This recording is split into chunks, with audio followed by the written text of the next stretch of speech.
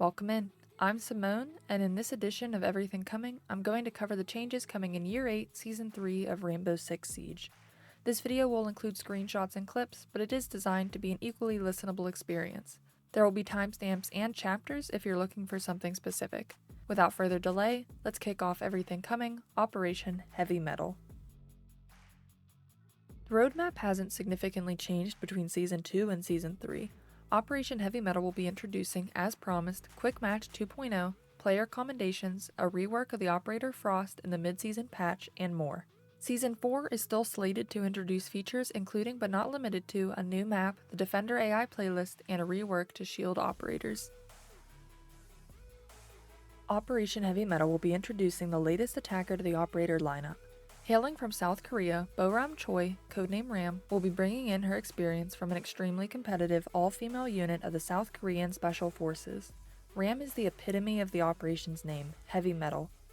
Mettle is a person's ability to cope well with difficulties or face a demanding situation in a spirited and resilient way. Ram embodies this trait throughout her actions, including single-handedly taking down a helicopter sent by Deimos to fatally target a Rainbow Six training operation. Her gadget, which we'll get to, combined with her tenacity, ambition, and trustworthiness, makes her the perfect fit as the latest recruit to the Red Hammer squad. As a reminder, Red Hammer is led by Thermite and is accentuated by its heavy-hitting and aggressive nature. Historically, I would have left Loadout to the end of the new operators section, but this time I'm bringing it forward because I think it's important here to paint an overall picture of Ram and her role. Ram is a 3 health 1 speed operator, meaning she will start the round with 125 health and will move rather slowly. For primary options, Ram will have access to the R4C assault rifle, available to Ash, or the LMGE light machine gun, available to Zofia. Ram's R4C will have access to all optics below and including the 2x scope, as well as all barrel attachment options, the flash hider, compensator, muzzle brake, suppressor, or extended barrel. Vertical or angled grip can be used to help better fit your playstyle and needs. And for those who want it, the underbarrel laser is available. Ram's LMGE also has access to all sights below and including the 2x optic, the vertical or angled grip, and the underbarrel laser. This gun's barrel can be augmented with the flash hider, compensator, muzzle brake, or suppressor attachment. For secondary weapons, Ram has access to the Mark 1 9mm pistol, shared with Buck, Frost, and Yana, or the ITA 12S shotgun, shared with Jackal, Mira, Frost, and Amaru. The 9mm has access to the muzzle brake or suppressor barrel attachment, as well as the underbarrel laser. The shotgun has access to the 1x optics and the underbarrel laser. Ram can either bring 3 stun grenades or 2 smoke grenades, the latter of which replaced her original access to 2 hard breach charges, which were removed on August 16th during the test server. Ram's gadget is called the Boogie Auto Breacher. The Boogie is a massive, bulletproof, tank-like tool of destruction, designed to fit Ram's overall gritty, grounded, and strong design. On the test server, Ram had 4 of these powerful gadgets, but on live release she'll have 3. Designed for aggression and destruction, the Boogie will be an integral addition to the soft breach and anti-gadget options in the attack lineup. The Boogie features 2 rotating shredders on its bottom that have no problem eating through soft floors. At its front is a series of rotating saws that can tear through soft walls, shields, or any other gadget in its path. Thanks to Ram's massive biceps, she's able to throw the Boogie a whopping 5 meters. This means Ram can deploy the auto breacher from relative safety, either from behind cover or on rappel. This includes upside down rappel, although you do have to be careful of the Boogie's large hitbox, which can bounce off of window frames and objects quite easily. When thrown from the upside down position, the Boogie will automatically right itself to be facing forward. It seems that throwing the Boogie up through a hatch is just a little beyond Ram's strength though. The Boogie comes with 3 trajectory options as alternative modes, and those can be pre-selected before the auto breacher is thrown or while it's deployed as long as it hasn't been activated yet. The trajectory options are a left curve, a straight path, or a right curve. You select the trajectory using the same keybind you would use for Zofia, Hibana, or Capital's alternate firing modes, which is B by default on PC. Each time a Boogie is activated or picked up, the trajectory is set back to its default straight path, so do be mindful of that. Setting the path is the only control Ram has over the breacher's course. Once placed, the Boogie has a visible laser that will indicate the current trajectory setting. The laser's color will match your team color settings. In my case, blue is my team and orange is the enemy team. This laser can be visible through walls, so be careful of it accidentally revealing your location or the location of your breachers. The Boogie has no issue scaling staircases to get to where it needs to go. Once deployed, the Boogie can be remotely detonated by Ram from anywhere on the map. after which it is powered by its internal combustion engine, making the boogie a primarily mechanical gadget. Once detonated, the auto-breacher will begin its noisy path of destruction for approximately 10 meters on its predetermined trajectory. At any point before detonation, Ram is able to pick the boogie back up if she changes her mind or needs to retry the toss. The primary function of the boogie auto-breacher is its destructive capabilities, which creates an exhaustive list of possibilities. In fact, the boogie is so massive Ram can just throw it at a standard barricade to immediately break it, no detonation required. Once detonated, the boogie begins its path of destruction on its selected trajectory. Any gadget, bulletproof or not, friendly or foe, in its area of effect, which is about 1 meter on each of the sides and about a half a meter at its front, will be consumed by the saw or shredders. This is generally limited to gadgets that are on the floor or close to its sides. Thanks to some digging by Core Ross, it would also appear you can destroy things just above the boogie if you can get it in such a position. This seems to match its ability to destroy just a little below it as well, which might be more beneficial as it can create needable holes on the upper reaches of the lower floor's walls. Every single gadget will be destroyed if the boogie can get its saws on it, so I won't bore you with the complete list. But some of the most common utility you'll see the boogie destroy are the ones most often on the ground. This can include deployable shields, barbed wire, frost's welcome mats, and castle's armor panels. To destroy an observation blocker, the boogie still needs to drive over the blocker's main emitter. Shredding over its extended arms will not do the job. If Mira's black mirror is placed low enough on a soft wall, the boogie can eat away the wall, destroying the mirror in the process. If the mirror is placed at standing height on a soft wall, the breacher will make its usual crouch height hole underneath. The boogie is not able to blow the canister on Mira's black mirror even when it's placed at its lowest point on the wall. The boogie are also able to destroy Kapkan traps if it's near enough to the trap door frame as it passes through. Most double doors are about 3 meters wide, meaning you can't send the boogie down the center and hope to get any traps on the door frame. You can even set a boogie on the window frame of a frost-matted window and set it on its path so it can drop down and get the mat immediately, removing the high-risk situation that mats typically present. When sent in the direction of soft walls, the boogie will eat straight through, creating a crouch height hole in the bottom of the wall. If a destructible object like a wooden chair is in the way, the boogie will try to destroy it in its wake, but the breacher is notoriously fickle and when it gets stuck. Ram's auto breachers also have an interesting interaction with Aruni's Surya gates. The boogie, whether thrown or driven through the lasers, will deactivate the gate without being destroyed in the process, an exception to the gate's usual sacrificial nature. And since Ram can pick up the boogie if it was thrown, this gives Ram an infinite arsenal of disabling Surya gates, so long as she still has a single boogie left in her inventory. On top of its destructive capabilities regarding utility, the boogie can also inflict damage to operators, friend or foe. If the auto breacher is biting at your ankles, you can expect 5 damage per tick for a maximum of 100 damage. Down but not out operators that find themselves in the path of a boogie can expect a grisly demise. Eventually.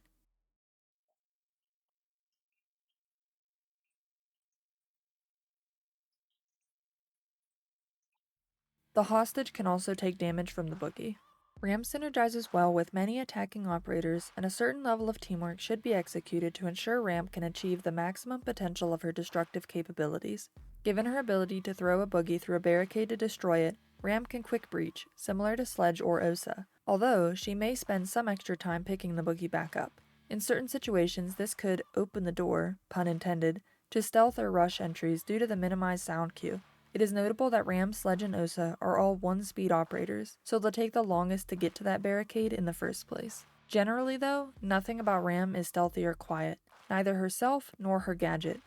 Considering this as well as the likelihood of a Ram wanting to take vertical control over a site, anti-flank measures synergize extremely well to protect Ram and maintain control of that space. Claymores, Nomad's air jabs, and Gridlock's track stingers are some of the options available to the attack to ensure a defender can't take advantage of the chaos to reclaim the power positions you've opened up.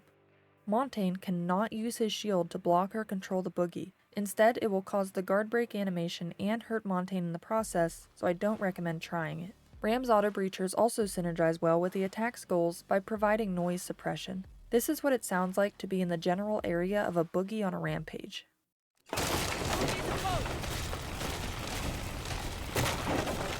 So, it's a lot. Jokingly, I've been referring to Operation Heavy Mettle as Operation Sensory Overload, and this is why. The boogie overwhelms the sound in the game to a degree that other attackers can use it to mask their own actions. Operators like Flores, Twitch, Zero, and Brava can more easily get their observation tools or drones into sight to do specific or precise work while the boogie distracts. Hard breachers like Ace, Hibana, Thermite, and Maverick, or soft breachers like Sledge and Buck can all use the boogie's chorus to open sneaky breaches or disrupt defender actions that require more quiet environments like bandit tricking.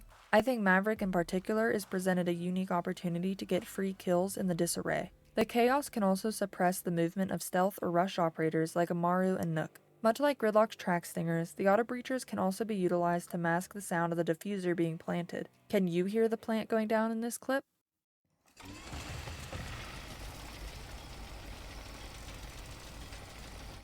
This synergy can also very easily backfire on the attack, however, so it will be paramount for Ram to carefully select when to bring the loud and when to keep the quiet. The ringing of phones by Dokubi's call, enemy footsteps, or the sound of the diffuser being sabotaged can all be just as easily masked by the rumble of a loose boogie. Ram also synergizes well with operators who perform well vertically. The auto breacher's ability to be thrown and remotely detonated allows Ram to open vertical sight lines with relative safety from the defenders below, since she doesn't need to be in the same room while the breaches are opening. Droning and IQ can be used to strategize areas to target to maximize the productivity of the boogie. Buck's Sledge or Ram's own secondary shotgun can be used in tandem with the boogie to increase the verticals tenfold. Buck and Sledge boast higher precision and control over Ram's power and safety, meaning they should not be overshadowed by the boogie but rather accentuated. Opening vertical through multiple floors will be easier and safer than ever, but keep in mind that at the end of the day, to get kills or destroy gadgets from those verticals, somebody will usually need to enter the danger zone and face check those angles.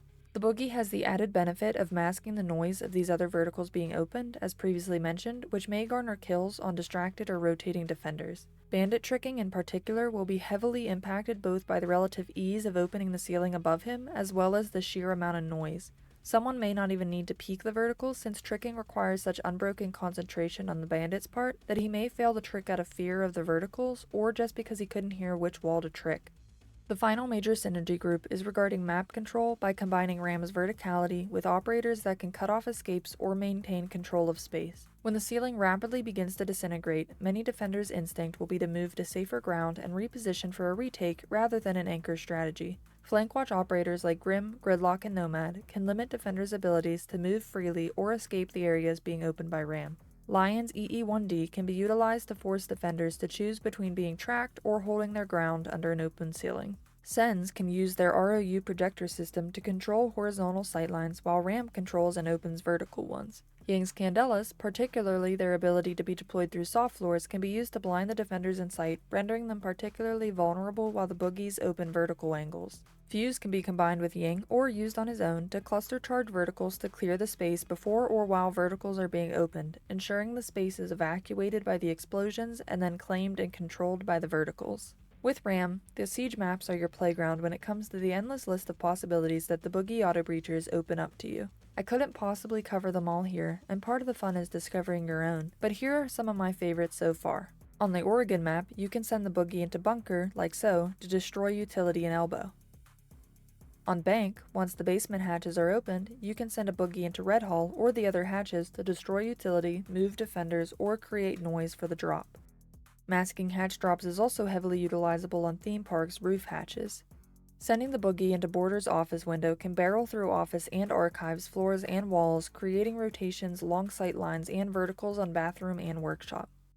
Skyscraper Exhibition Office is a notoriously difficult site to attack, and the boogie can be utilized to clear verticals for a bottom-up take or to clear utility, especially considering Frost and other traps operators' heavy influence on Exhibition window. The boogie is very resilient, but it is not without its counters, direct and indirect. While bulletproof, the boogie is not indestructible. Explosives including nitro cells and impact grenades can destroy the auto breacher. However, doing so may create the same verticals that the boogie would have created anyways, when that explosive utility may have been better served elsewhere. The boogie auto breacher also has a red canister on its backside, similar to the canister found on Mira's Black Mirrors. If you shoot the canister, the boogie will be destroyed. You can also destroy the canister using lasers, such as those from Maestro's Evil Eye or a hacked shock drone. The canister is typically only visible if you are to the side or rear of the breacher, making it a rather difficult target if it's moving directly towards you.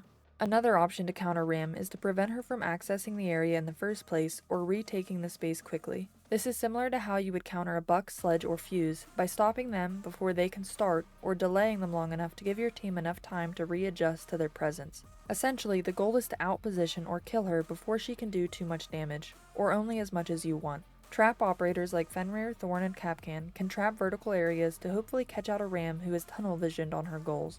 Roaming operators such as Visual and Kavera can use their increased stealth abilities to retake control, particularly under the noise created by an activated boogie. A silent stepping Kavera is basically indetectable while the Auto Breacher's cacophony is in progress. Pulse or other intel gathering operators like Valkyrie can be utilized to out-vertical Ram.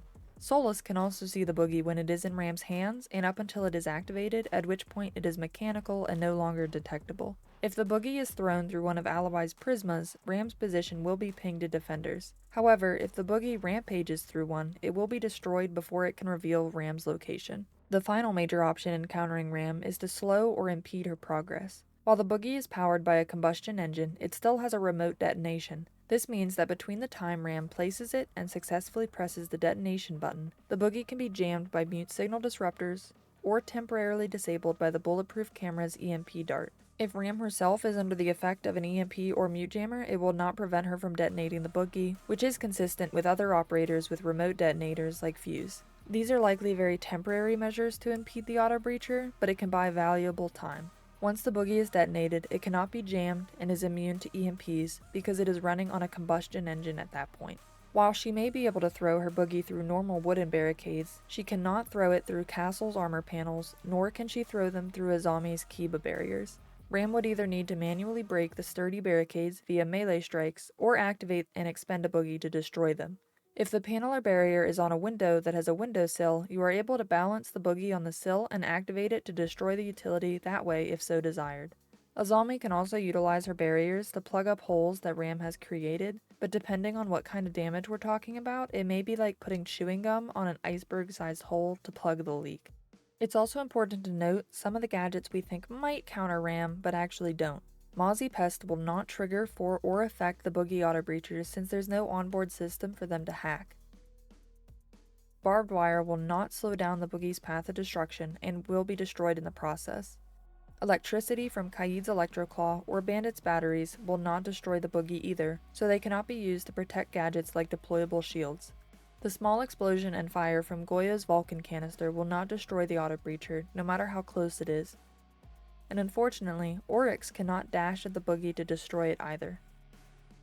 Similar to Montaigne, Clash is not able to block the boogie and will be damaged and guard broke if she tries to get in its way. This will be a viable way to get a Clash out of a power position and possibly get a kill if she's unwise enough to be guard broke by it. Finally, despite being referred to in the season reveal as the largest throwable in Siege, neither Jaeger's ADS nor Wamai's magnets will catch a thrown boogie, likely because while it is a throwable, it is not a projectile. And as I mentioned before, Aruni's Surya gates will not destroy a boogie that passes through their lasers, but the gate will be deactivated in the process. All in all, the boogie is a nearly unstoppable mini-tank of mass soft destruction, useful for destroying floors, walls, and any gadget within its reach. Ram will have to be mindful as the boogie does not discriminate in its destruction, so all operators will need to mind their ankles and gadget placement when the boogies are let loose. It will take some practice for Ram players to get used to placing the boogie in optimal paths, since it can't be directed or picked back up once activated. If it happens to run into an unbreakable object like a couch, the boogie is only capable of minor brute force course correction. Ram players will also need to keep in mind that there is such a thing as too many or poorly placed verticals. Improper or overuse of the boogies could just as easily restrict and impair your own team's mobility as it can the defense, but it is without a doubt that Ram's gadget will be a powerful tool both for verticals and gadget destruction. As a final reminder, Ram will be entering the new season with 3 boogie auto breachers.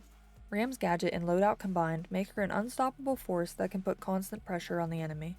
Because a lot of forethought, map knowledge, and sound decision making needs to go into effectively and productively using her kit, Ram has been given a 2 out of 3 difficulty rating by Ubisoft. Ram's operator specialties are breach and anti-gadget, given the boogie's powerfully destructive capabilities.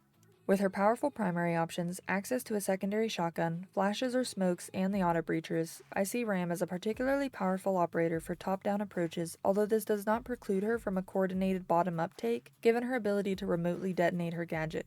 There is an endless list of possibilities to utilize her kit and utilize it well, and I look forward to seeing what players innovate in Season 3.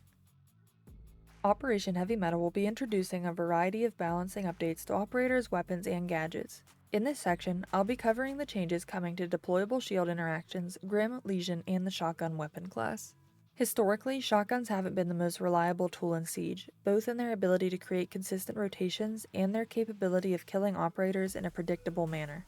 For this reason, the shotgun weapon class is getting an overhaul. These changes will not include the slug shotguns, which are the Bosch G, available to Vigil and Dokkaebi, the TCS G12, available to Goyo and Kaid, and the ACS 12, available to Alibi, Maestro, and Azami. Slug shotguns have a single projectile that does not break apart into multiple pellets, making them more akin to DMRs than a traditional shotgun, which is the weapon type being updated in Year 8, Season 3. The updates coming to traditional pellet-based shotguns are as follows. First, the range and resulting damage has been normalized across the board. Between 0 and 5 meters, each pellet that hits will deal 100% of its base damage. Between 6 and 10 meters, each pellet that hits will deal 75% of its base damage. At ranges greater than 13 meters, apparently foregoing meters 11 and 12, each pellet that hits will deal 45% of its base damage. As a reminder, shotgun spread is a radius where all pellets are guaranteed to land within, but at a randomized dispersion. The closer you are to a target, the more that target is within that spread, increasing your likelihood of a pellet hitting. This is why point-blank shotguns are so incredibly lethal. The M590A1 pump shotgun, available to Mute, Smoke, Sledge, Thatcher, and Warden, is a fan favorite, and I will use it as an example piece. This shotgun has a base damage of 48. This means every pellet is capable of doing 48 damage each. This base damage can be dampened by factors like penetration through walls or limb shots. Each shot contains 8 pellets in this gun, meaning that if every pellet hits an operator and is doing max base damage, then it is capable of doing a whopping 384 damage, fatal to any operator.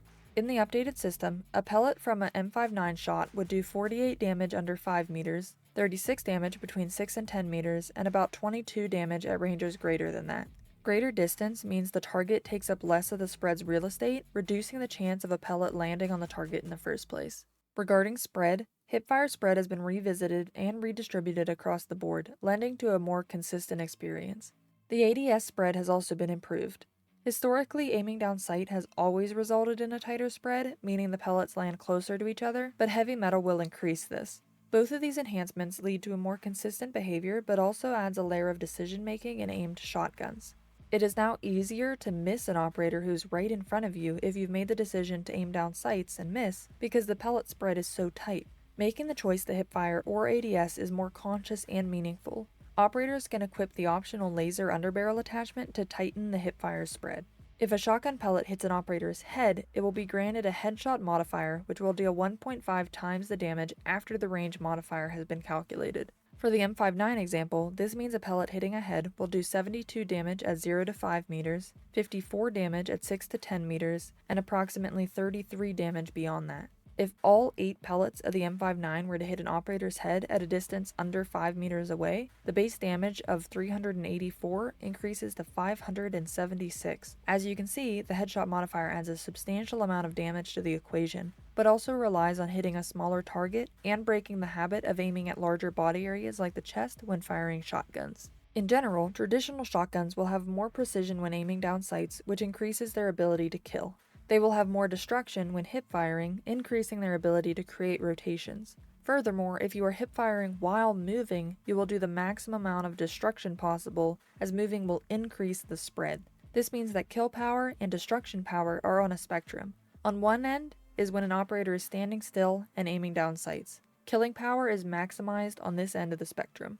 On the other end is an operator who is moving while hip firing. Destruction power is maximized on this end because the spread of the shotgun is at its greatest. These nuances are particularly useful for site architects as well as Buck and his skeleton key. The changes to the shotgun class should hopefully remove non-options from operators' loadouts by increasing the viability of shotguns across the board. Deployable shields are also receiving various consistency updates in Operation Heavy Mettle.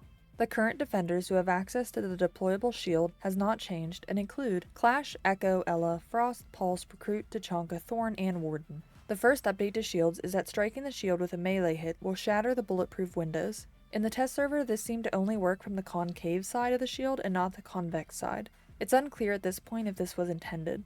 This behavior will bring it in line with Osa's Talon 8 shields as well as Mira's Black Mirror. Some operator interactions with deployable shields and Osa's Talon 8 shields will be updated in Heavy Mettle as well. First, Fuze will finally be able to deploy his cluster charge on both types of shield. Equivalent to the behavior with Mira's Black Mirror, the glass on the shields will shatter once the cluster charge has drilled through their surface. The shields are also highly likely to be destroyed by the resulting explosions, although it isn't necessarily guaranteed. If the shield does survive the onslaught, you are able to destroy another cluster charge on it. This adds elements of versatility, risk, and choice to Fuze, as well as an added potential synergy with Osa. It will be up to the players to decide if the trade-off is worth it. Zero will also be able to pierce deployable shields and Osa's Talon 8 shields with his Argus camera. This will not affect the shield's glass. In Operation Dread Factor, Grim received Part 1 of his buff, which included giving him access to the Bailiff, secondary Heartbreach charges, and a comprehensive buff to his K1 Hive Launcher's rate of fire, activation time, area of effect duration, and tracking. Season 3 will bring the conclusion to Grim's rework by adding one last very impactful feature to his launcher. Currently, the greatest detriment to using Grim's launcher is his need to face check an angle to deploy the bees in the first place. In the update, an alternate firing mode has been added to the K1 Hive Launcher that allows you to toggle between sticky and bouncy projectiles. The sticky projectile behaves exactly the same as the original. It sticks to the first surface it hits, drops its canister, and deploys its bees. The bouncy projectile, however, will not immediately stick. Instead, this projectile will bounce once before landing, allowing Grim to bank them off of walls or door frames to get bees into harder to reach or unsafe locations. The bouncing bees are extremely fun to me, and it definitely adds a level of comfort and incentive to using Grim's gadget to its full potential. You can use either mode for any of Grim's 5 projectiles, whether you use all 5 in bouncy mode, all 5 as sticky, or a mixture of both. You can change the alternate mode in the same way you would change the firing modes for Zofia, Hibana, or Capital. On PC, by default, this is the B button. Like all alternate modes, you can switch to the active mode at any time without needing to equip the gadget first. Operation Heavy Mettle will also be revisiting Lesion with a substantial set of changes and additions to both his loadout and goo mines. For starters, the Super Shorty secondary shotgun, available Castle, Clash, Gridlock, and Brava, has been added to Legion's loadout. This will enhance Legion's ability to make rotations or sightlines without needing to bring his impact grenades, making his bulletproof camera option a more viable selection for those who want it. Several changes will also be coming to his goo mine. At its base, the refill timer for each goo has been reduced by 10 seconds, going from 30 to 20 seconds between each new goo. Lesion has also gained a goo mine, going from 8 to 9 throughout the round. Various changes are coming to the goo mines themselves as well. The initial damage caused by stepping on a mine has been reintroduced at 5 HP. This is damage that immediately occurs when stepping on the goo, which had been previously removed in a past season. The initial damage being reintroduced has not resurrected the Lesion Frost combination. An operator who steps in a welcome mat that is topped with a goo will not die or get poisoned by the goo. Lesion will need to continue to be wary to not waste his utility in this scenario. Once an operator has been poisoned, the time between each damage tick has been reduced by half a second to 2 seconds, meaning damage ticks will occur more frequently. The damage with each tick has been increased by 4 HP from 8 to 12 points of damage. The damage gets interesting if an operator steps on another goo while actively being poisoned. In this case, the timer will reset, and the original goo will immediately deal its 12 points of poison damage on top of the new goo's initial damage for a whopping 17 immediate points of damage. Goos that are stacked on top of each other will count as sequential triggers, meaning this damage can very quickly compound on itself. 2 stacked goos would immediately deal 22 points of damage thanks to the 5 damage from the first goo, plus the additional 17 damage from the poison tick of the first and the initial damage of the second. This leads to an interesting all eggs in the basket type scenario where you can create death stacks of goos that are instantaneously fatal to operators who walk in them. A stack of 7 deals 107 damage immediately, killing 3-speed operators outright. This doesn't even consider the damage an operator may have undertaken throughout the round. Some operators may find themselves too wounded to survive entering the site if a sneaky goo is waiting for them, especially in a time crunch. To balance these changes coming to the goo mines, their cloaking ability has been removed, meaning they're no longer transparent.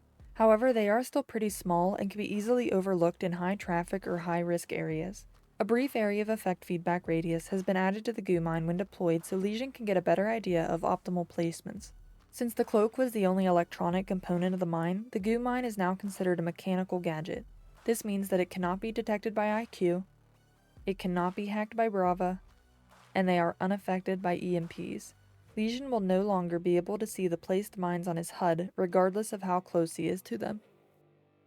The time has come in this video where as a creator I need to pause the information to shamelessly promote.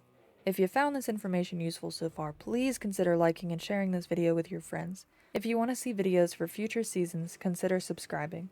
I upload a variety of content on my YouTube channel, including shorts now. If live streams are your style, I stream weekly at twitch.com/Ceymone. The links to all my active socials are in the description of this video. I appreciate any and all support you're willing to give. With that, let's get back into the changes coming to the game modes of Rainbow Six Siege. As the roadmap promised, Quick Match 2.0 is coming in Heavy Mettle, aimed at making the game mode faster, more accessible, and focused on the action component of Siege. To get players into matches quicker, there has been tweaks to the matchmaking algorithm and a soft reset to the casual skill level that will bring players closer together, resulting in faster matchmaking. Several changes are fundamentally changing the foundation of Quick Match as well. For starters, timers throughout all phases have been reduced.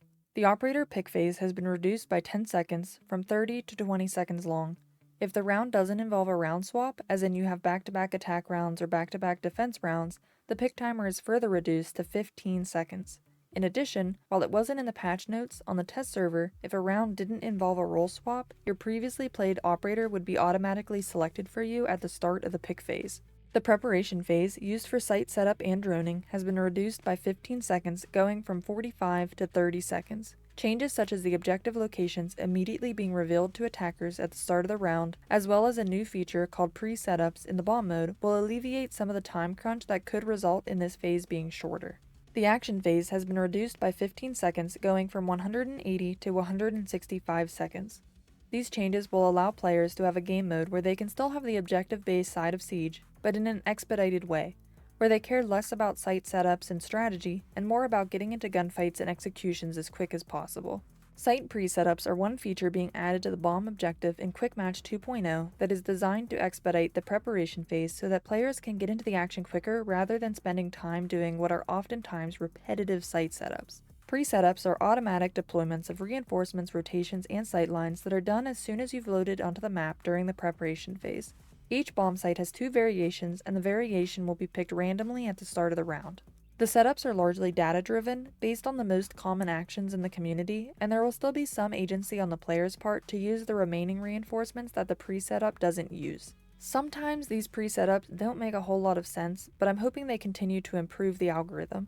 Because maps had to undergo changes to support pre-setups, Quick Match 2.0 will be releasing with a reduced map pool, which will expand in the future.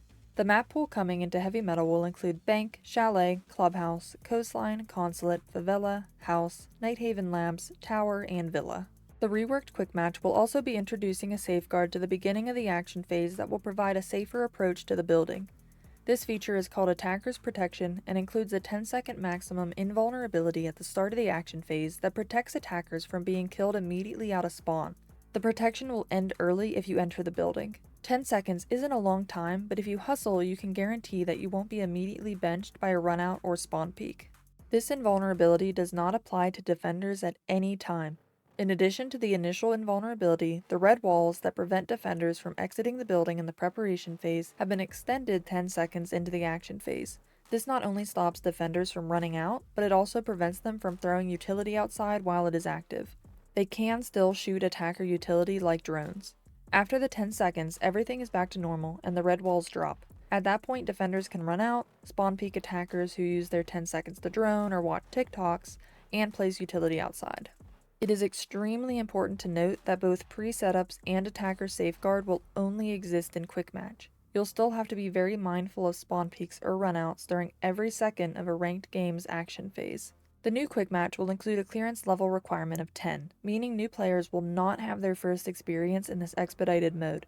This, along with improvements to the pre-setups, will hopefully minimize the chance of bad habits forming. That being said, I don't think Quick Match will be the place to which competitively driven players congregate. The changes incentivize quick, action-based gameplay that is more akin to TDM than ranked. The mode a player selects or gravitates towards will largely come down to what a person's goals are when they launch Siege. While Quick Match has reformed to be a quicker, action-focused, expedited game mode, Unranked will be receiving changes to cement it as the default mode that captivates the intended strategic nature of the game without the added pressure of Ranked. Unranked will be renamed to Standard to embody this idea. Furthermore, the playlist that houses Ranked and Standard will be renamed from Competitive to Tactical, indicating the general vibe of the modes contained within. Ranked and Standard do not intervene as much on a player's choices, gives them the room to make unique tactical decisions, and are generally more slow-paced and deliberate. Standard will be the go-to place to play the classic Siege experience, and as such, its clearance level has been set to 0, effectively removing it.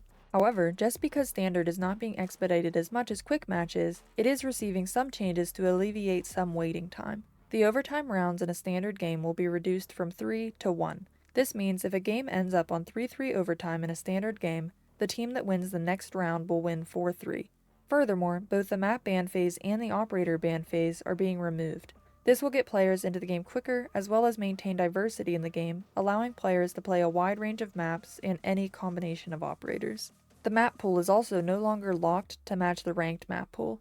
The Standard map pool will include the following maps: Bank, Border, Clubhouse, Chalet, Coastline, Consulate, Fortress, Cafe, Nighthaven Labs, Oregon, Plain, Villa, and Yacht. Standard will become the recommended playlist for new players entering into the game. It will also be the most akin to what Quick Match is right now. The final major game mode update coming in Heavy Mettle regards the arcade playlist. A brand new installment is entering the lineup called Weapon Roulette. Weapon Roulette is a team deathmatch mode with respawn, where everyone has the same weapon, which changes randomly throughout the game. This mode will add a bit of RNG chaos to the arcade and give players an opportunity to try weapons and attachment configurations that they may have been overlooking until now. Weapon Roulette will be replacing Headshot only, but expect it to return again in the future. If any of your games lead you to the tower map, you can expect to see some cosmetic changes to match the events from the season's animated trailer. Attackers will notice that the roof and sides of the buildings are littered with bullet holes and fire. Nothing substantial has changed about the map, but I do appreciate that the map has been updated to follow the lore a little bit. I also hope that this newfound attention to tower is hinting at a future proper rework, but we'll have to wait and see about that one. Along with changes to Siege's game modes, Heavy Mettle will also be introducing a brand new Commendation system and updates to the Reputation Center on the main menu. The Commendation system's goal will be to showcase the positive aspects of the game and provide a new way to positively interact with other players and highlight their good behavior. At the end of every match, you will have the opportunity to commend up to 2 of your teammates in one of 3 categories. The first category is dedication, which should be given to players who are engaged and reliable teammates who communicate well, such as through voice chat or pings. The second category is guidance, a commendation for players who show leadership or are helpful. This could be by explaining operator interactions, answering questions, or taking the strategic lead in a round. The final category is valor, and should be given to players who are positive, fun to play with, and are a shining exemplar of the best traits that a Siege community member can have. To avoid exploitation, you can only commend the same teammate once during a 7-day period. The commendation system isn't restricted to just your team either. At the end of the match, you'll also be given the opportunity to commend the enemy team if the game was fun, fair, and fulfilling. Basically, you can send them a GG in a way that matters. Commendations will come with their own set of rewards, incentivizing good behavior, while the reputation system punishes bad behavior.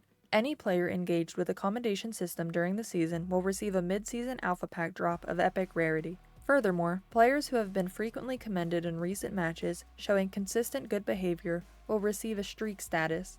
Players on a streak will have a dedicated icon next to their name in the player profile, scoreboard, and player cards, showcasing them as an admirable player. There will be a setting discussed in the player comfort section that will allow you to hide this icon if you prefer to keep your status hidden. Players on a streak will receive an increase to their alpha pack drop roll rate at the end of every match while their streak is active. This means commended players will be more likely to receive alpha pack drops at the end of their games. At the end of the season, the top 25% most commended players in the community will receive an alpha pack of legendary rarity. In Operation Heavy Mettle, the Reputation Center in the menu will also be receiving some updates to add feedback that the community has been asking for. First, there will be a new dedicated page for Commendations, which will track your received amounts, the categories, your streak status, and your rewards. This can give you an idea of what kind of player your teammates see you as and if your behavior impacted them enough to reward you for it. The Reputation Center will also feature a dedicated page for misconduct. This will include your instances of abandons, friendly fire, voice abuse, text abuse, and griefing, as these are key negative actions and behaviors that can negatively affect your reputation. The page will provide feedback on when warnings and penalties begin to take effect and where you currently stand so that you can appropriately adjust or retrospect on your behavior. At first, commendations will have no effect on your reputation, positive or otherwise. However, in the future, the two systems will be linked, likely allowing your commendations to increase your reputation. Season 3 will be introducing several player comfort updates to the game, including a new match replay feature, changes to menus, options and the HUD, cross-save updates, and more. These changes will deliver some long-awaited features that seem simple at face value but will easily integrate themselves into daily use by players. Let's start with changes coming to the menu of Rainbow Six Siege. If you navigate your way to the notification section on the main menu, you will find a permanent home for patch notes as well as a direct link to R6 Fix. Thanks to this addition, you can quickly reference the major changes coming in the game without needing to view external sources or exit the game. Of course, I'll still continue making these videos though to organize all of that information. If you navigate to the Custom Games menu, you'll also see it has had a bit of a refresher to bring it in line with the other modes menus. There are also a handful of updates being delivered within the Settings menu. For starters, the Privacy menu will now have a direct link to your Ubisoft account privacy settings, which will give you quicker access to settings like who can send you friend requests. The Privacy menu also contains the option to hide your commendation streak icon from your profile, player card, and scoreboard. The Display tab in the Settings menu will house a new GPU selection option called Video Adapter that will allow you to select which card to render the game with in the case you have several graphics cards installed in your PC. The Diffuser Pickup option is also making its return in the General tab. This option was removed recently due to a game-breaking bug, but now it's back and hopefully fixed. With this option, you can choose the automatic option that will put the diffuser in your inventory if you walk over it, the manual option, that is the current way it works, where you have to click a button to pick up the diffuser once you're in proximity, or the both option, which gives you the ability to pick up with the button or walk over it for automatic retrieval. The default is the both option. The in-game HUD is also receiving some quality of life and consistency updates. First, when a defender locates the activated diffuser, it will now be displayed in the HUD, similar to how the bombs are displayed when attackers discover their location. Lastly, when multiple teammates are talking in voice chat, every name will pop up instead of just one at a time, letting you see more accurately who is speaking. This wasn't in the patch notes, but it was on the test server and is presumed to be coming in Season 3. The match replay is also getting a HUD-related update in the new season, bringing a long-awaited feature for content creators and spectators. In the match replay, you will be able to remove the HUD for a truly cinematic perspective of the game, particularly when combined with the free camera. Spectators can take advantage of the free cam plus hide UI package to bring a whole new element to the Siege esports scene. You've probably seen this feature in action during this video. Another long-awaited feature coming to Siege is squad management. Squad leaders will finally be able to remove a person from the squad or promote someone else to leader. Accessible from the squad panel on the main menu or on the in-game scoreboard, this feature will allow for more seamless transitions within squads to ensure a smoother experience. On the test server, the in-game scoreboard avenue seemed to only contain the promotion option, but it is unclear if the kick option's absence is a bug. Season 3 will be expanding its cross-platform connectivity with an update to the cross-save functionality. Some additional parts of the player's saved profile will now be shared across all platforms. This includes visual customizations, common gameplay options, progression, and matchmaking preferences. Whether you log in to play on PC or console, you'll be able to know that your favorite settings are following you, providing your accounts are linked via your Ubisoft Connect account. Between console platforms, your operator loadouts and equipped weapons will be shared as well. This specific sharing will not occur between console and PC, likely because the weapon balancing is handled separately on those platforms, which would likely influence a player's chosen loadout. Another player comfort update coming in Heavy Mettle will be for the Battle Pass. The ongoing goal is to improve the pass's discoverability and navigations, which will continue to receive updates throughout the year. This season, we will receive a new tab in the Battle Pass menu called the Intro tab. This tab will provide an overview of the main rewards in the current Battle Pass's sets. This feature will allow players to have an immediate idea of what cosmetics they may want to target first, as well as better promote purchase of the Premium Pass. Finally, Heavy Mettle will bring a new operator guide for RAM, as well as updated operator guides for Grim and Lesion to account for their new and updated abilities. These guides help players learn the basics of each operator's unique gadget, as well as generic tips for the attack or defense. But these aren't the only options for players new or old to get the hang of Siege, which brings us to the continued updates and improvements to onboarding. Year 8 has featured several much-needed additions and changes to Siege to help onboard new players to Siege's complex and unique tactical nature. This included features like operator guides, operator specialties and challenges, and more. Heavy Mettle will continue this trend in a big way by introducing new playable tutorials that are designed as an enriched first-time player user experience. 3 tutorials are accessible in the training area of the main menu: Basics, Attack, and Defense. The Basics tutorial is designed to acclimate the player to movement, shooting, pings, navigation, and environmental damage. You are introduced to the operator's sledge and will be walked through a training course by Mira and Zero, who will explain some of the important nuances of Siege, like how much noise you make doing certain actions and the importance of communication. It'll end with a little test simulation of all the elements you learned throughout. Once a player has a knack for the basics, they can move forward to the Attack tutorial. The Attack tutorial will have Zero walk you through some attacker-specific objectives in a mock bomb round as the operator Thermite. The lesson includes droning, repelling, destroying defender utility, hard breaching, operator guides to learn operators' unique abilities, and planting and protecting the diffuser. Once you've completed the Attack tutorial, you can get a taste of the other side of the coin with the Defense tutorial led by Mira. You'll play as Bandit as you learn the nuances of site setup, including reinforcements, rotations, and barricading. The tutorial will also cover gathering intel with observation tools and sabotaging the diffuser post-plant. Once a player completes the tutorials, they will unlock 10 new operators, 5 on attack and 5 on defense. These operators include Sledge, Glaz, Thermite, Thatcher, IQ, Bandit, Doc, Smoke, Mute, and Capcan. If a player already owns these operators, they will be given their value in renown instead, which is 1,000 renown each, or they're supposed to. But similarly to the operator specialty challenges, it seems this transaction may also be busted coming into the new season. Sometimes the developers release some changes in the test server or documentation that will not be releasing on season launch. I'll be covering some of those now. Again, these features are not releasing at the start of Operation Heavy Mettle, but will be in the mid-season patch or later in the year. To begin, we can expect 2 elite skins, 1 seasonal event, and a mid-season balancing update during the season. The Frost rework has been a change that has found its way in and out of the test server a couple times since its appearance in the year reveal. After some tweaks, the developers have a new rendition of the rework that should be ready to release in the mid-season patch of Heavy Mettle. The goal of reworking her welcome mats is to minimize instances of players finding themselves in helpless situations, waiting for someone to come save them or bleed out. The changes will give players options and impactful risks to weigh when choosing them. When the rework releases, players will be given the choice to pull themselves out of a welcome mat with a severe debuff or wait for a teammate to help them out with no penalty. In previous renditions, the debuff was found to not be severe enough. The new penalty for removing yourself from a welcome mat will include an increase in the time it takes, from 2.5 seconds to 4 seconds, as well as a whopping 60-second long debuff. During the debuff, you will be limited to walking speed, you will leave a trail of bloody footprints in your wake, you walk with a noticeable limp, and your operator will cry out periodically. Hemorrhaging from your leg tends to do that to a person, I suppose. While it wasn't in the patch notes, it also seems that the placement time for the mats was slightly reduced in the test server, meaning Frost can place down her mats just a tad quicker. In the designer notes, Ubisoft also revealed some plans they have for Yana and Warden to make sure they feel less like must picks and more like weighted options.